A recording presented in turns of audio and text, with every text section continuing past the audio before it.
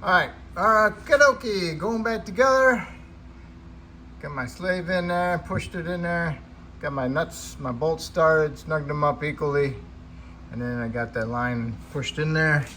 And I removed this little plastic thing off of the old one and installed it the same way I took it off. I had to bend the little tabs over so I could pull it off.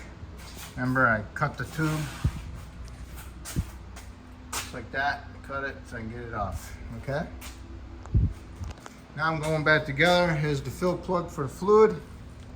Put that side, and that is over here on the side above the axle, on the driver's side. I'm going back together, so I'm gonna ease it up in there, fish it around everything, line it up and push it in. I put just a little bit of lube on my splines, just a little bit, and then put some grease on my seals for my half shafts. So I gotta get this thing up there so I can get my chain off of it once I get it up in there. Okay, got this back support bracket on with the E18s. Don't have that bolt in there yet, but I got that in there. I got that mount in there, but it's not bolted up, it's loose. And then I had to raise up this side of the trans because it needed to be turned like that. And I went up on top and I got all my mounts and brackets on. Got those bolted up. So now I don't need this anymore. It's on there with the mount. So that's where we're at.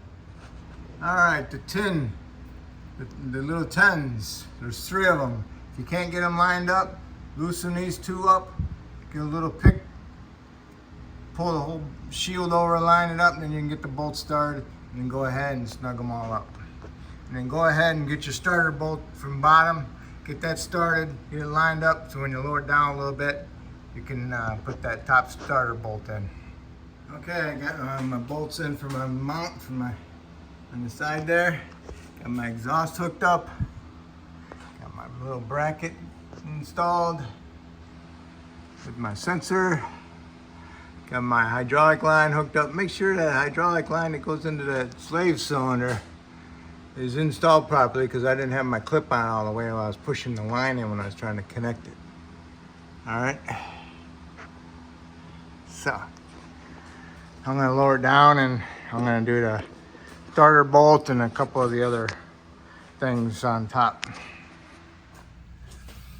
Okay, got your starter bolt in there. Make sure you hold up your starter up with one hand and get the other bolt started because the starter drops down and then you won't be able to get it started properly and you'll cross thread it. So I got the top bolt started and I got it snugged up. Now I gotta go underneath and snug up the bottom one. Go ahead and put your other bolts in for your trans. Got the 218s on top. Got that. So now I got my linkage back in here. Remember, I didn't take that one bolt out of there. I got that one started. Guided my other 2 bolts in there. And then I snugged this one up first, and then I tightened those up. Put some lube on my balls, studs. Pushed my shifter rods on there. Same thing with this one. Put that on there. And this is wore out, but it's still on there. I got that done. So now I can do is put my battery tray back in. And I forgot to tell you on the battery tray, there's a 10mm bolt right here that you gotta take out. Also, it goes into the tray. So now I'm gonna put my tray in there and I'm gonna finish my wiring.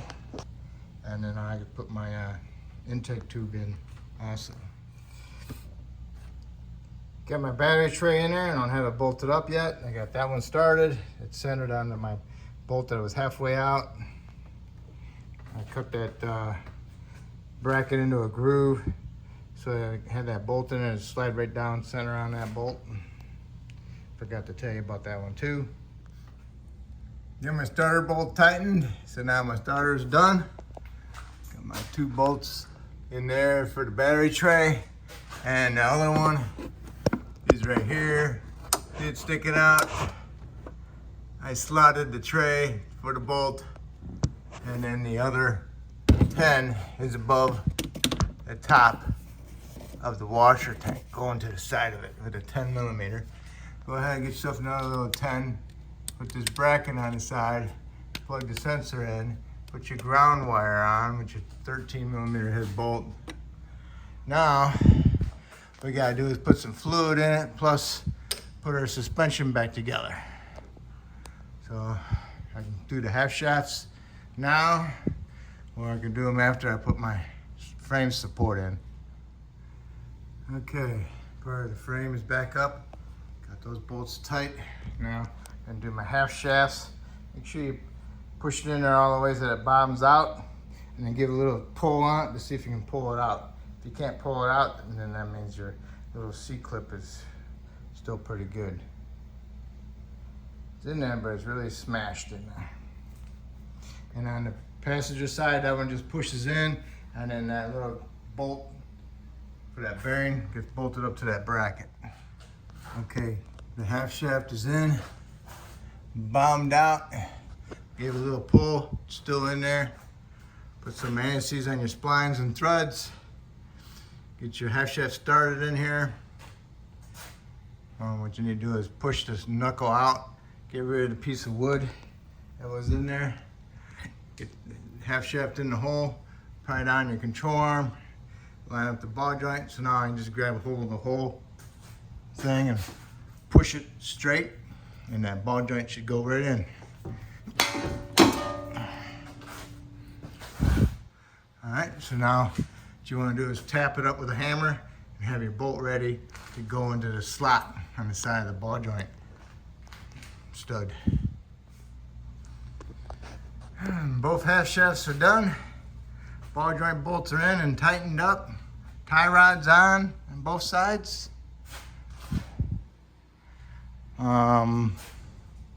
Next you can do is put your lines back into the little holders up there, and your brake lines and your ABS sensor. And you gotta figure out the trans fluid. Time to torque the axle nut.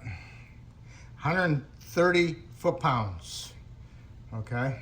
So what you do is you stick a screwdriver inside the fins, like that.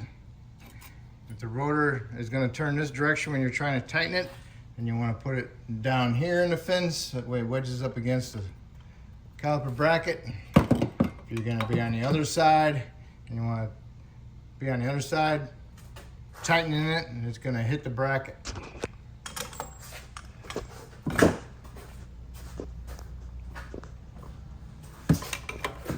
Just like that. Okay. Like that. All right. After you tightened your nuts, go ahead and pin them down with a chisel, just like they were when you took them apart. Bend them little tabs in with a hammer and a chisel. All right, your battery trays, the bolts are tight. All right, forget about that one, and then the two over here. And if you want, you can do the one over here on the bottom. I didn't tighten mine up on the bottom over here. I forgot. I'll remember to tighten them.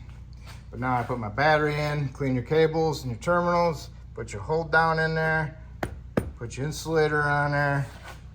Go ahead and mount your fuse panel. Slides in there, slides on there. You got a bolt down there. Don't forget to plug this one in, this connector. Get right inside there. And go ahead and put your two terminals on. 3 terminals, one here, one there, and this one with the nut on it. This goes to the air intake tube, like the mass airflow. So now we can put our cover on there, hook up our negative, and the trans fluid is a 75W fluid C type. I have to go to Chrysler to get that, or the parts store, something equivalent to it. The next thing you need to do is get the cover on there, and I'm going to start it up and see if I can work my clutch pedal up. Get some fluid. Top the fluid off if it's low, and go from there. And I still gotta put my tires on and my under blast shield in the front. Okay, I got some transmission fluid, 75W Dodge. All right, I put it in there so it runs out that hole. Put my plug back in, cleaned it off. Now I'm still trying to bleed my brakes, not brakes, my clutch cylinder. I had my clutch cylinder off. I pulled my clip off of here and then pulled the whole line off, and nothing was ever coming out till I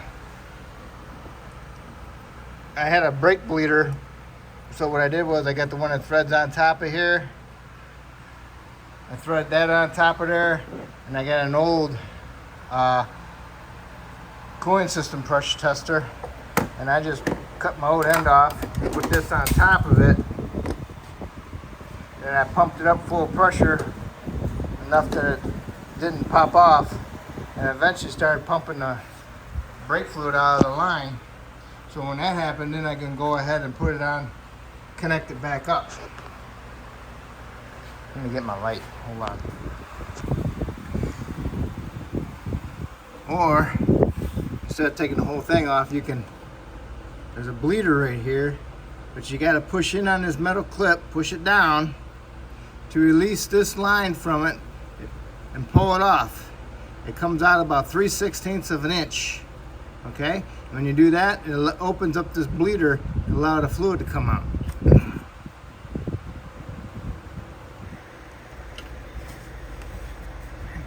Here, that's the bleeder. That's the clip you push in. You push it down, really hurts your thumb though, and then pull this line out of it. It'll go about that far. I'm gonna do it again because I already pumped my pedal up, got all the brake air out of it. I'm gonna do it one more time. So I had to use pressure on it from this to get it to work. I tried blowing air and holding it with the blowgun, but it didn't work. So I went and got my kit with all my caps on it.